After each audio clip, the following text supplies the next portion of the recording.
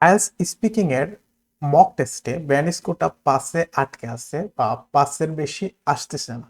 কি করা যায়? অর্থাৎ একটা নির্দিষ্ট ব্যান্ড স্কোরে লক হয়ে গেছেন, এখন আর ইমপ্রুভ করতে পারতেছেন এবং কোন কোন জায়গার সমস্যা হচ্ছে সেটাও বুঝতে পারছেন না। আজকে আমরা এই বিষয়টা নিয়ে আলোচনা করব এবং আপনাদেরকে একটা 2 মাসের প্ল্যান দিব, যেটা ব্যবহার করে আপনারা easily IELTS speaking a band score 7+ রাখতে পারবেন। এখন সেটা করার আগে আমাদেরকে আগে বুঝতে হবে যে আমাদের সমস্যাটা কোন জায়গায়, কেন আমরা পাস পাচ্ছি।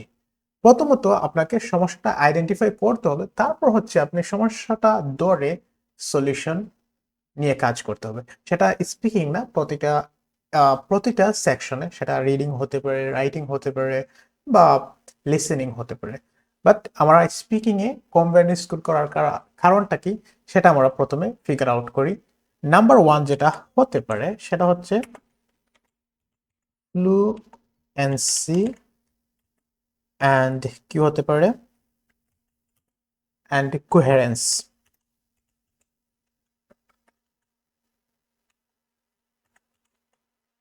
এটা 1 নম্বর কারণ হতে পারে। এখন ফ্লুয়েন্সি এবং কোহেরেন্স কেন 1 নম্বর, সেটার কারণ হচ্ছে আপনি হয়তো থেমে থেমে কথা বলতেছেন, অর্থাৎ আপনি ফ্লোটা ধরে রাখতে পারতেছেন না, যার কারণে আপনার ফ্লুয়েন্সিটা মেনটেন হচ্ছে না। মানে আপনি অতিরিক্ত পজ নিতেছেন, মানে আপনি অতিরিক্ত পজ নিতেছেন, প্লাস যে জিনিসটা করতেছেন আপনি শর্টকাটে অ্যান্সার দিতেছেন। শর্টকাট শর্টকাটে আপনি অ্যান্সার করতেছেন, আপনার অ্যান্সারগুলো হচ্ছে ছোট হয়ে যাচ্ছে, অর্থাৎ আপনি বড় করতে পারতেছেন না, যার কারণে আপনার ফ্লুয়েন্সি এবং কোয়ারেন্সটা মেনটেন হচ্ছে না। নাম্বার টু হতে পারে লেক্সিক্যাল রিসোর্স, লেক্সিক্যাল রিসোর্সের অভাব।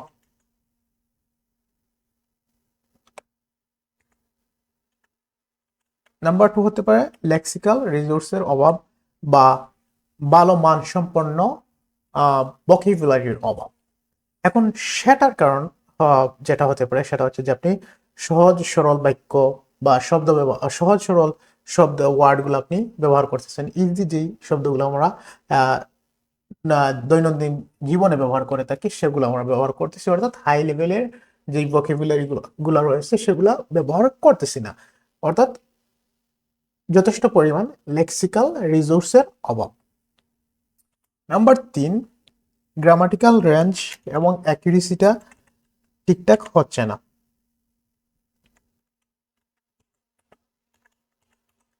রেঞ্জ অ্যান্ড অ্যাকিউরেসি ঠিকঠাক হচ্ছে না।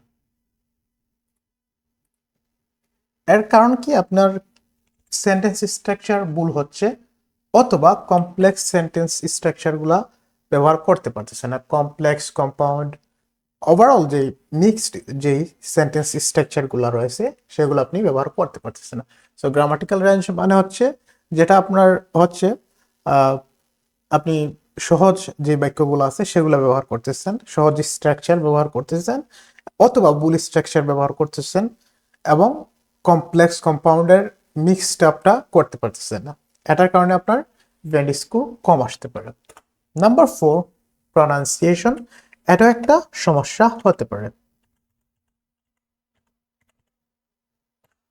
প্রনাউন্সিয়েশনের কারণে আপনার কি হতে পারে যে ব্যান্ড স্কোর কম আসতে পারে। আপনি যদি উচ্চারণ না করতে পারেন, আপনার হয়তো হতে পারে কি উচ্চারণের সমস্যা হচ্ছে, আপনি ঠিকঠাক মতো নির্দিষ্ট কোনো ওয়ার্ড বা সেন্টেন্স উচ্চারণ করতে পারতেছেন না, প্লাস আপনি স্পিচগুলো কানেক্টেড করতে পারতেছেন না। কানেক্টেড স্পিচ বলা যেতে পারে যেটাকে, কানেক্টেড স্পিচ, আপনি স্পিচগুলা কানেক্ট করতে পারতেছেন না ঠিকঠাক মতো, যার কারণে আপনার প্রনাউন্সিয়েশনের স্কিলের কারণে আপনার ব্রেন স্কোর কম আসতে পারে। এখন আপনি যদি এই 4টা সেকশন নিয়ে কাজ করতে পারেন সেক্ষেত্রে আপনার ব্যান্ড স্কোরটা ইনক্রিজ হবে, আদারওয়াইজ আপনার ব্যান্ড স্কোরটা ইনক্রিজ হবে না। এখন আপনি যদি এই 5 থেকে 7-এ লেভেল 7-এ যেতে চান সেক্ষেত্রে আপনার এই 4টা জিনিসই কি করতে হবে, অ্যাচিভ করা লাগবে। এখন আমরা একটা 2 মাসের স্টাডি প্ল্যান করি, যে 2 মাসের স্টাডি প্ল্যানটা কি হতে পারে সেটা আমরা সুন্দর করে সাজাই। সো চলুন সেই প্ল্যানটা একটু করি। ওকে, প্রথম যে স্টেপটা আপনি নিতে পারেন, স্টেপ 1 যেটা আপনি নিতে পারেন সেটা হচ্ছে ফ্লুয়েন্সি অ্যান্ড কোহারেন্স ঠিক করা। ফ্লুয়েন্সি অ্যান্ড কোহারেন্সটা হচ্ছে ঠিক করা, এটা হতে পারে আপনার প্রথম প্ল্যান।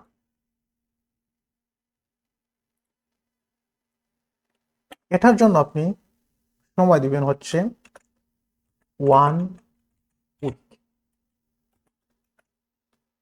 এখন ফ্লুয়েন্সি অ্যান্ড কোয়ারেন্স বলতে আমরা যেটা বললাম আগে, যে আপনি আহ, উত্তর দিতে গিয়ে থেমে থেমে উত্তর দিচ্ছেন বা খুব ছোট করে উত্তর দিচ্ছেন। সো আপনার এখানে কাজ হচ্ছে গিয়ে যেটা, সেটা হচ্ছে আপনার উত্তর বড় করা শিখতে হবে। এই 1 সপ্তাহ প্র্যাকটিস করে আপনার বড় করে উত্তর দেওয়া শিখা লাগবে। এখন বড় করে উত্তর দেওয়ার ক্ষেত্রে আমরা একটা মেথড ব্যবহার করতে থাকি, যেটা আমি পার্সোনালি ব্যবহার করি অ্যান্সার বড় করে দেওয়ার জন্য। সেটা হচ্ছে ওরিও মেথড। ও রি ওরিও মেথড, এটা আপনারা সেভ করে রাখতে পারেন, ওরিও মেথড। এখন ওরিওটা কিসের জন্য, এটা ওরিওটার একটু এক্সপ্লেনেশন দিই। প্রথম ও মানে হচ্ছে অপিনিয়ন, মতামত, অপিনিয়ন। তারপর হচ্ছে আপনার R, R stand for, sorry, okay, R stands for reason. তারপর হচ্ছে E, E stands for example. এটা দিয়ে আপনার এক্সাম্পল দেবেন। তারপর হচ্ছে ও, অ্যাগেইন ও মানে হচ্ছে অপিনিয়ন, অপি, অর্থাৎ একটা বাক্যতে আপনি যখন অ্যান্সার করবেন সেক্ষেত্রে আপনি প্রথমে মতামত দিবেন, তারপর হচ্ছে রিজন দিবেন, কারণ দিবেন, তারপর হচ্ছে উদাহরণ, একটা এক্সাম্পল দিবেন, এরপর হচ্ছে আবার আপনার অপিনিয়ন দিবেন, মানে ওভার স্টেট করবেন। আপনার যে স্টেটটা প্রথম অপিনিয়নে যেটা করেছেন সেটা হচ্ছে আপনার অন্য ওয়ার্ডে, অন্য ওয়ার্ডে বলতে হবে, যেটাকে আমরা কি বলি, প্যারাফ্রেজিং বলে বলে থাকি। সো এটা কিভাবে বলবেন সেটা আমরা বলি, ওরিও মেথডটা কিভাবে কাজে লাগাবেন সেটা। যেমন একটা প্রশ্ন হতে পারে যে, ওকে, একটা প্রশ্ন হতে পারে, do you like travelling, do you like travelling. আপনার একদম সাদাসিধে অ্যান্সার হতে পারে, ব্যাড অ্যান্সার হতে পারে যে ইয়েস আই লাভ ট্রাভেলিং বা I like travelling, I like love travelling বলা যেতে পারে। এটা হতে পারে কি আমাদের একদম ব্যাড অ্যান্সার বা নর্মালি আমরা যেভাবে অ্যান্সার করে থাকি। বাট আপনি ওরিও মেথডটা ব্যবহার করে এই অ্যান্সারটা কিভাবে করতে পারেন সেটা বলি। প্রথমে আপনি বলবেন কি, yes I absolute I absolutely love travelling, yes I absolutely love travelling. এটা হচ্ছে আপনার অপিনিয়ন, অপিনিয়ন আমরা যেটা বললাম যে প্রথম ওটা হচ্ছে আপনার opinion. Yes, I absolutely love traveling. এরপর বললেন it allows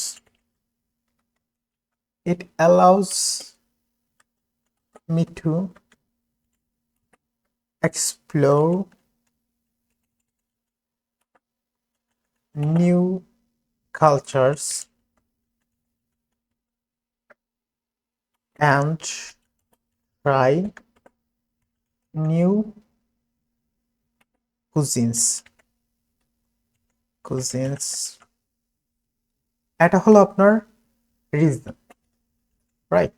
প্রথমে আমরা কি দিলাম, অপিনিয়ন, এরপর আমরা দিলাম রিজন, মানে কোন কারণে আমি প্রথমে ট্রাভেলিং পছন্দ করি, হচ্ছে এটা আমার মতামত।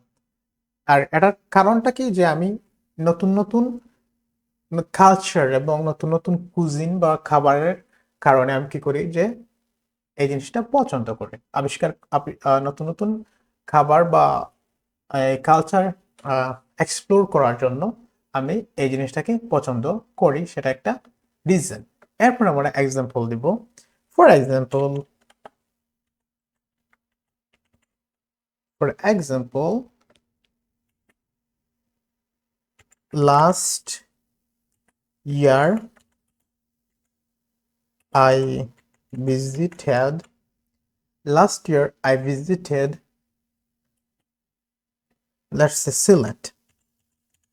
Last year I visited Sylhet. I really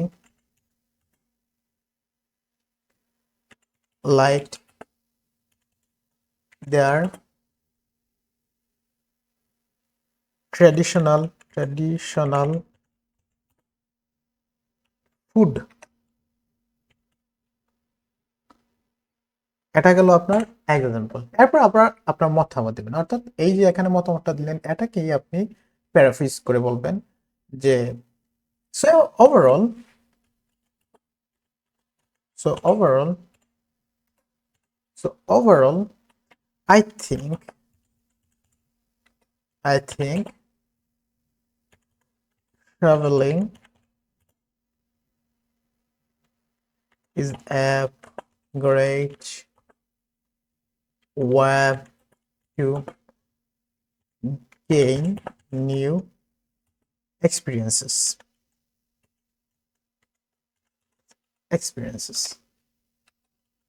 তো আগে যে জিনিসটা বললেন সেটাই আপনি আবার আপনার মতামতটা কি করলেন, এখানে ব্যক্ত করলেন অপিনিয়নটা এখানে আপনার ব্যক্ত করলেন। তো আবার অডিও মেথডটা কিভাবে ব্যবহার করব?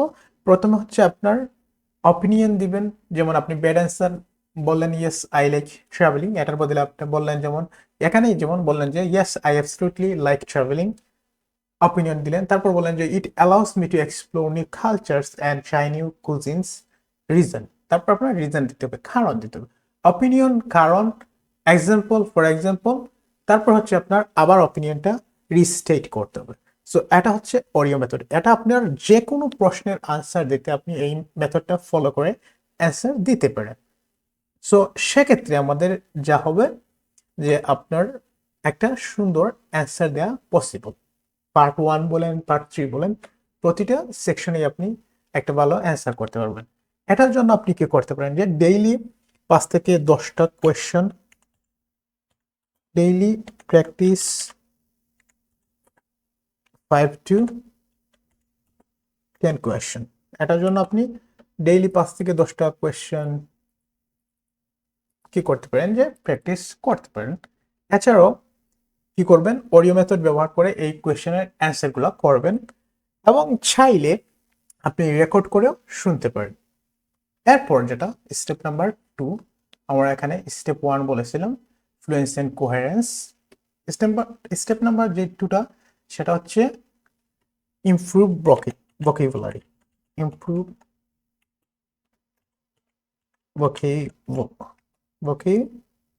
ভোকাবুলারি। ওকে, এটাতে আপনার ভোকাবুলারি ইমপ্রুভ করা লাগবে। এটা হচ্ছে আপনার 2 নম্বর 2 এন্ড উইকের প্ল্যান। তো 2 এন্ড উইক প্ল্যান হচ্ছে এটা। ফার্স্ট উইকে আমরা কি করব, যেটা বলেছিলাম যে ফ্লুয়েন্সি এন্ড কোহেরেন্স নিয়ে আমরা ফার্স্ট উইকে কাজ করব, আর সেকেন্ড উইকে আমরা ভোকাবুলারি নিয়ে কাজ করব, কিভাবে ভোকাবুলারিটা ইমপ্রুভ করা যায় এটা নিয়ে আমরা 2 এন্ড উইকে কাজ করব। সো ভোকাবুলারি বলতে আপনি নর্মালি হয়তো বা কি যে ভোকাবুলারি ব্যবহার করতেছেন, গুড বা ব্যাড, গুড ব্যাড, তারপর হচ্ছে যেমন নাইস অথবা ভেরি বিগ, এই ভোকাবুলারিগুলো ব্যবহার করতেছেন। বাট এইগুলোর থেকে আপনার অ্যাডভান্সে কি করতে হবে, মুভ করা লাগবে। অ্যাডভান্সে মুভ করার জন্য আপনাকে প্র্যাকটিস করা লাগবে, অভ্যস্ত হওয়া লাগবে। যেমন গুডের পরিবর্তে আপনি বলতে পারেন এক্সেপশনাল, ভেরি টায়ার্ড, সেক্ষেত্রে ভেরি টায়ার্ড না বলে আপনি বলতে পারেন এক্সস্টেড। ভেরি হ্যাপির বদলে বলতে পারেন ওভার দ্য মুন। ভেরি বিউটিফুলের বদলে বলতে পারেন স্টানিং। এছাড়াও আপনি ইউজফুল ইডিয়মস এই সেকশনে আপনার এই সপ্তাহে ইউজফুল ইডিয়মস আপনি ব্যবহার করতে পারেন এই সপ্তাহে। ইউজফুল ইডিয়মস ব্যবহার করার যেমনটা হতে পারে, যেমন টু স্টাডি হার্ড, যেমন টু স্টাডি স্টাডি হার্ড। এখন এটা হচ্ছে একটা নর্মাল ফ্রেজ, একদম সাধারণ। এখন এটার অ্যাডভান্স ফ্রেজটা কি হতে পারে? সেটা হতে পারে hit the books, hit the books, right. এছাড়া যেমন piece of cake, something piece of cake ব্যবহার করতে পারেন, যেমন সামথিং ভেরি ইজি, যে জিনিসটা সহজ এটা সামথিং ভেরি ইজি না বলে আপনি বললেন যে পিস অফ কেক। সো এই সপ্তাহে আপনার ভোকাবুলারি নিয়ে কাজ করা লাগবে, যেমন গুড, নাইস, এদের যেই সিনোনিমগুলো রয়েছে সেগুলো শিখতে হবে, প্লাস কিছু ইউজফুল ইডিয়মস শেখা লাগবে এই সপ্তাহে, যেগুলো আপনার রেগুলার কনভারসেশনে ব্যবহার হয়ে থাকে।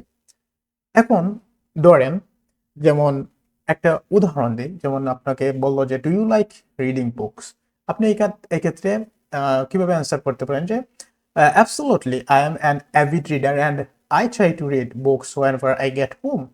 I believe reading broadens our perspectives and enhances our knowledge. For instance, recently I read Atomic Habits by James Clear, and it completely changed my perspective on building good habits. I would say reading is not just a hobby for me, it's a way of life. So এইভাবে আপনাকে কি করতে হবে, যে advance টাইপের vocabulary এই এক সপ্তাহে প্র্যাকটিস করা লাগবে, একটা অ্যাডভান্স ইডিওমেটিক এক্সপ্রেশন জানা লাগবে, তাহলে আপনার কি 2 উইকটা কাভার হয়ে যাবে। সো সেক্ষেত্রে আপনি কি করতে পারেন, যে ভোকাবুলারি একটা লিস্ট করতে পারেন, ইডিওমেটিক এক্সপ্রেশনের একটা লিস্ট তৈরি করতে পারেন, এবং সেগুলো ব্যবহার করে প্রতিদিন right or speak 5 to 10 daily sentences.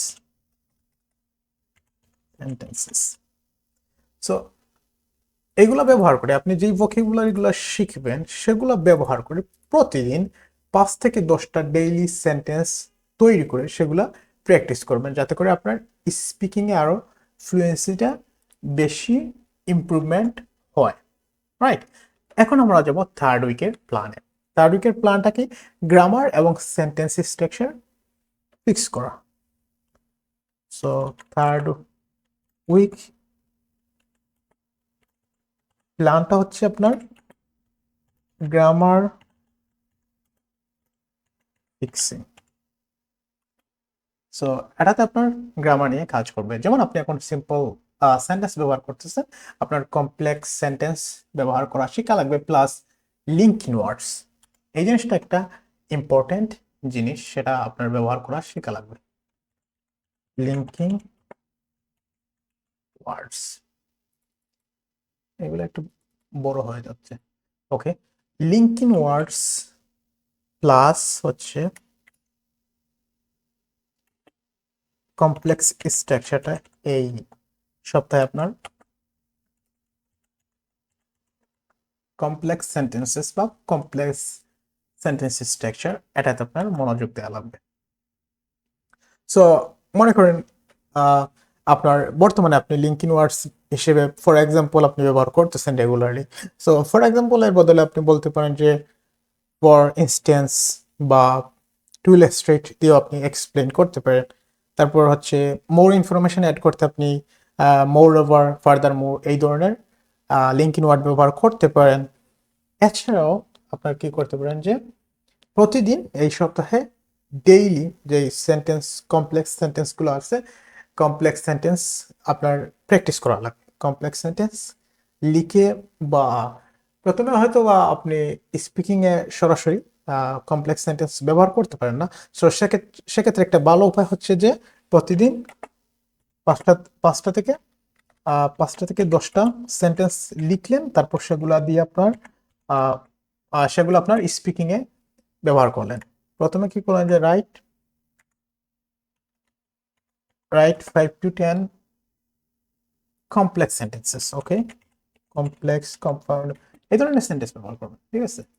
প্রথমে 5 থেকে 10টা কমপ্লেক্স সেন্টেন্স ব্যবহার লিখলেন, দেন হচ্ছে স্পিক করেন বা স্পোকেনে ব্যবহার করলেন। আপনি যখন কোনো টপিক নিয়ে কথা বলতেছেন তখন আপনি এই জিনিসগুলা ব্যবহার করবেন। তারপর হচ্ছে আমরা step 4, fourth week plan. Fourth week প্ল্যানটা কি? ফোর্থ উইকের প্ল্যানটা হচ্ছে আপনার প্রনাউন্সিয়েশন এবং ইন্টোনেশনটাকে হচ্ছে আপনার ঠিক করা, ইমপ্রুভ করা। প্রনাউন্সিয়েশন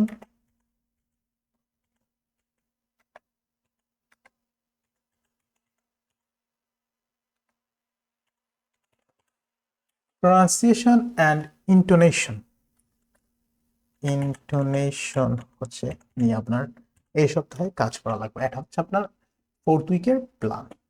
যেমন আপনি এখন আপনার অ্যাকসেন্টের টুকটাক সমস্যা হচ্ছে, বা ওয়ার্ড স্ট্রেস গুলা বা ইন্টোনেশন গুলো আপনার ঠিকঠাক মতো হচ্ছে না।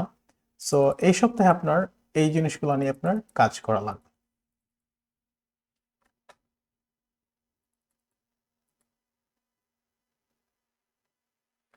সো সেগুলো কাজ করার জন্য আপনার সলিউশন হচ্ছে নাম্বার 1, যেটা আমরা একটা সলিউশন বলতে পারি। সেক্ষেত্রে আপনি শ্যাডোয়িং টেকনিকটা ব্যবহার করতে পারেন। শ্যাডোয়িং টেকনিক মানে হচ্ছে অন্যকে ইমিটেট করা। টেকনিক অন্যকে ইমিটেট করা, অন্যরা কি বলতেছে, ব্রিটিশরা, আমেরিকানরা বা কোনো স্পিচ শুনতেছেন, তো সেটাকে আপনি কি করলেন যে ফলো করে ব্যবহার করার চেষ্টা করলেন। এবং কানেক্টেড স্পিচ যেমন গনা, ওয়ানা, এগুলো ব্যবহার করলেন। এগুলো আপনার ক্ষেত্র বিশেষে ব্যবহার করবেন, মানে সব সময় ব্যবহার করা যাবে না, মাঝে মাঝে হয়তো আপনি স্পিচে মানে একদম যে দেখে আলো ব্যবহার করতেছেন ওই ধরনের ক্ষেত্রে ব্যবহার করবেন। একাডেমিক এর ক্ষেত্রে একটু সতর্ক থাকলেই হবে, বাট আপনি চাইলে ব্যবহার করতে পারেন, খুব বেশি একটা মাইনে রাখবে না।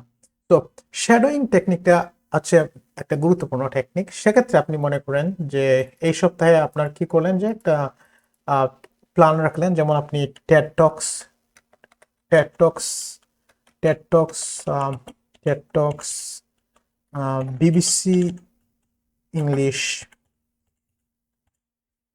এই ধরনের ইংলিশগুলো আপনি কি করলেন যে শুনলেন এবং সেগুলা কি করলেন ইমিটেট করার কথা চেষ্টা করেন, অর্থাৎ শ্যাডোয়িং করার চেষ্টা করলেন। যেমন প্রতিদিন আপনি এই সপ্তাহে 15 থেকে 20 মিনিট কোনো একটা স্পিচ শুনলেন, টু লিসেন মানে শুনলেন বা দেখলেন যেটাই হোক, সেটা লিসেনিং করলেন। এরপর হচ্ছে ইমিটেট করা, দেন ট্রাই টু ইমিটেট। প্রথম 15 থেকে 20 মিনিট কি করলেন যে শুনলেন, তারপর আপনি সেটা ইমিটেট করার চেষ্টা করলেন। অথবা তারা যখন একটা বাক্য বলবে বা একটা সেন্টেন্স বলবে, তখন সেই সেন্টেন্সটা বলার পর আপনি পজ দিলেন, পজ দিয়ে কি করলেন যে আপনার নিজের মতো করে আবার সেই বাক্যটা বললেন। এটা করলে হচ্ছে আপনার অ্যাকসেন্টটা ঠিক হবে, আপনার প্রনাউন্সিয়েশনটা ঠিক হবে, অর্থাৎ অ্যাকসেন্ট স্কিলটা বাড়বে, প্রনাউন্সিয়েশনটাও কি সাথে সাথে বাড়বে। এই জিনিসটা ম্যান্ডেটরি। প্রতিদিন এই সপ্তাহে চেষ্টা করবেন যে অন্তত, যেটা বললাম, 15 থেকে 20 মিনিট আপনার প্র্যাকটিস করবেন। ঠিক আছে? এরপর যেটা আমরা এখন হচ্ছি, এখানে আমরা 1 মাসের প্ল্যান দিলাম। আমরা বলেছি যে 2 মাসের প্ল্যান দেবো, 2 মাসে আপনার হচ্ছে কিউএস ব্যান্ড 7 অ্যাচিভ করা যায় সেটা নিয়ে। তো আমাদের প্রথম সপ্তাহে প্রথম 1 মাসের প্ল্যানটা দেখলাম। প্রথম সপ্তাহে যেটা করব আমরা ফ্লুয়েন্সি এবং কোহেরেন্স নিয়ে কাজ করব। সেক্ষেত্রে আমরা ওরিও মেথডটা ব্যবহার করব। 2 নম্বর সপ্তাহে আমরা কি করব যে ভোকাবুলারি ইমপ্রুভ করার চেষ্টা করব, যে অ্যাডভান্স টাইপের ভোকাবুলারিগুলো শিখবো। আর 3 নম্বর সপ্তাহে আমরা যেটা করব সেটা হচ্ছে গ্রামার ফিক্সিং করব, অর্থাৎ কমপ্লেক্স টাইপের যে সেন্টেন্স স্ট্রাকচার গুলো আছে সেগুলো ব্যবহার করা শিখবো। সাথে আমরা লিঙ্কিং ওয়ার্ডস গুলো ব্যবহার শিখবো আমাদের স্পিকিং এ। আর প্রত্যেকের প্ল্যান হচ্ছে আমরা প্রনাউন্সিয়েশনটাকে আরো ইমপ্রুভ করার চেষ্টা করব। আমাদের ইন্টুনেশন যাতে আরো ভালো হয়, সেক্ষেত্রে আমরা শ্যাডোয়িং টেকনিকটা ব্যবহার করব। এখন হচ্ছে পরবর্তী আরো 1 মাস, নেক্সট 1 মান্থ প্ল্যানটা কি? নেক্সট 1 মান্থ, পরবর্তী 1 মাসের প্ল্যানটা কি?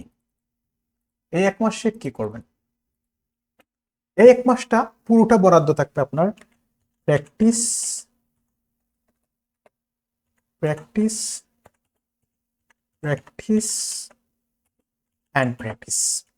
এই পুরো 1 মাস আপনি হচ্ছে প্র্যাকটিস করবেন। আপনি এই যে 4টা সেকশন আপনি শিখলেন, ফিক্সিং করলেন, সেই পুরোটা পরের পুরো 1 মাস আপনি প্র্যাকটিস করবেন, পুরো প্রতিটা সেকশন প্র্যাকটিস করবেন। সেক্ষেত্রে আপনি যে জিনিসটা করতে পারেন, টেক মাক্কার বুক, মাক্কার বই, বুক ফর প্র্যাকটিসিং। সো সেক্ষেত্রে আপনি মাক্কার বই নিলেন প্র্যাকটিস করার জন্য। সেক্ষেত্রে আপনি কি করলেন যে মাক্কার বইটা নিতে পারেন প্র্যাকটিস করার জন্য। এছাড়া আপনি বিভিন্ন স্যাম্পল অ্যান্সার রয়েছে, সেই স্যাম্পল অ্যান্সারগুলো অনলাইনে পাবেন, বা ইউটিউবে বিভিন্ন ভিডিও রয়েছে, সেই ভিডিওগুলো আপনি দেখতে পারেন। পাশাপাশি আপনি কি করবেন যে প্রতিদিন নিজে নিজে প্র্যাকটিস করা লাগবে। সেক্ষেত্রে আপনি মিররের সাথে সামনে প্র্যাকটিস করতে পারেন, বা কোনো পার্টনারের সাথে প্র্যাকটিস করতে পারেন। বাট এই 1 মাস, পরের 1 মাস আপনার প্র্যাকটিস করা লাগবে। কারণ আপনি এই যে 1 মাস, যেই 1 মাস আপনি পড়বেন, সেটাতে কিন্তু আপনি আলাদা করে প্রতিটা সেকশনে যে টপিক ওয়াইজ আপনি প্র্যাকটিস করতে পারবেন না। বাট আপনি যদি প্র্যাকটিস করতে পারেন, সেক্ষেত্রে আপনার 1 মাসের প্ল্যানেই হয়ে যাচ্ছে।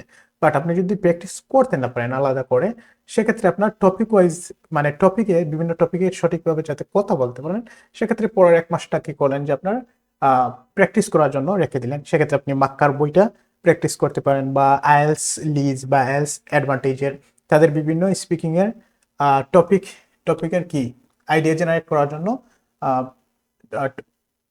বই রয়েছে, সেগুলো আপনি ফলো করতে পারেন। সো এই হলো হচ্ছে আমাদের আইএলটিএস স্পিকিং স্কোর 5 থেকে 7 করার একটা প্ল্যান। আশা করি আপনারা যদি এই প্ল্যানটা ঠিকঠাক মতো ব্যবহার করেন, সেক্ষেত্রে ইজিলি ব্যান্ড স্কোর 7+ তুলতে পারবেন। অবশ্যই অবশ্যই আপনাকে কি করতে হবে, যে এই প্ল্যান অনুযায়ী কাজ করতে হবে, এবং আপনার যে ল্যাকিংসগুলো আছে সেগুলো আপনি অবশ্যই জানেন। সো ওই ল্যাকিংসগুলোতেও কাজ করতে হবে। এর বাহিরে হয়তো বা আপনি বেসিক সেন্টেন্স তৈরি করতে ভুগতেছেন, সো সেগুলো নিয়ে আপনার কাজ করা লাগবে। সো যাই হোক, আজকের ক্লাস যদি আপনাদের ভালো লেগে থাকে, তাহলে অবশ্যই আমাদের চ্যানেলটি সাবস্ক্রাইব করে দিবেন এবং আমাদের অন্যান্য ভিডিওগুলো এক্সপ্লোর করবেন। Thank you.